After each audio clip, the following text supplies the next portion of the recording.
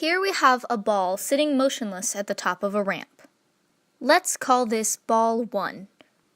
It rolls down the ramp and onto a horizontal surface, where it then collides with another ball. Let's call this ball 2. At the moment of collision, ball 1 completely stops moving, and ball 2 begins moving. It continues to roll for a little bit, before eventually falling off the side of a cliff and colliding with the ground. Now let's go back to the beginning. Here is our first question. If m1 is the mass of ball 1, m2 is the mass of ball 2, and h is the height of the ramp, write an expression for the velocity of ball 2 after the collision. When you first look at this problem, your immediate thought may be to use the UAM equations to calculate the acceleration of ball 1 as it rolls down the incline. However, in problems like these, we are usually given the angle of the incline, which is missing here. In fact, there's actually another way to solve this problem that doesn't require theta. We are going to use the conservation of mechanical energy. Let's set this height right here as 0. Since ball 1 is motionless at the beginning, we know it stores all of its mechanical energy as potential. Once it reaches the bottom of the ramp, its height is 0. Therefore, it stores all of its energy as kinetic energy. This means we can set the expression for potential energy at the beginning equal to the expression of kinetic energy once it reaches the bottom of the ramp. Notice how m1 is on both sides of the equation, so it cancels. This leaves us with gh equals 1/2 times the velocity of ball 1 squared. We can solve for v to get the square root of 2gh.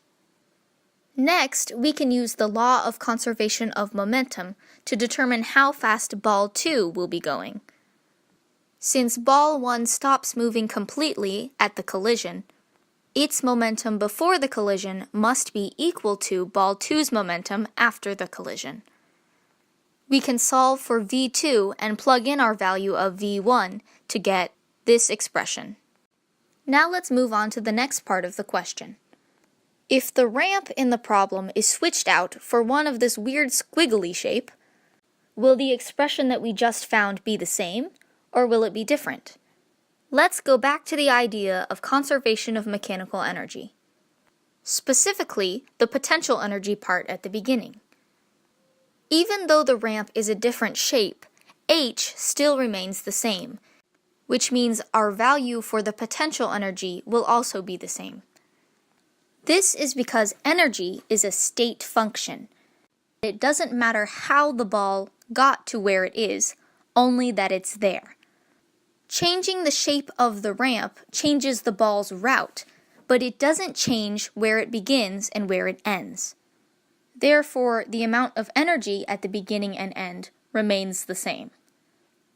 To answer the question, the expression found in part A will remain the same. Now let's look at the third part of the question. m1 is 3 kilograms, m2 is 6 kilograms, and h is 5 meters. Ball 2 falls off the side of a cliff. When it has fallen for 1.2 seconds, what is its momentum? Let's take a look at what the ball is doing at 1.2 seconds. It has a velocity in the x direction and a velocity in the y direction. These two are calculated individually, but the vectors must be added together to determine the velocity that the ball is moving. For the vertical component, we can see that the ball is in free fall, therefore we can use the UAM equations. Let's use this one.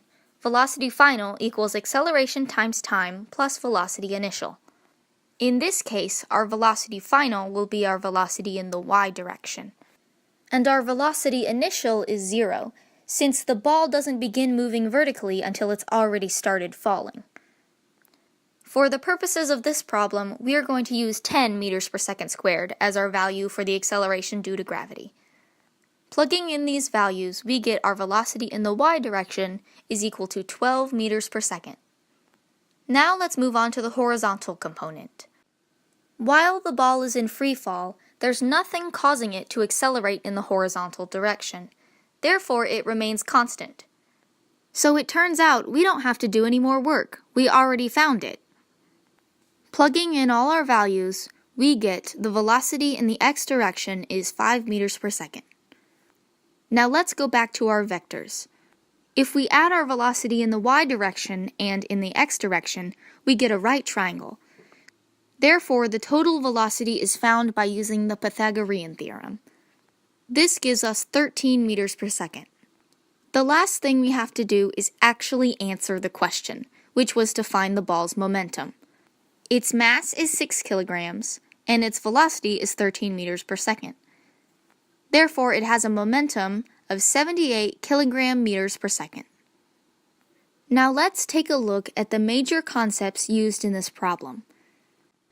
The principle of conservation of mechanical energy means that we can set the amount of energy in the beginning of the system equal to that of the energy in the end of the system, assuming no energy is lost.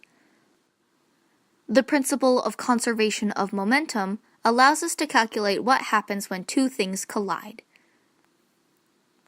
Energy is a state function, which means it doesn't matter how you got to where you are, only that you're there. Finally, addition of vectors allowed us to add the horizontal and vertical components of velocity to find the total velocity. Yay, science!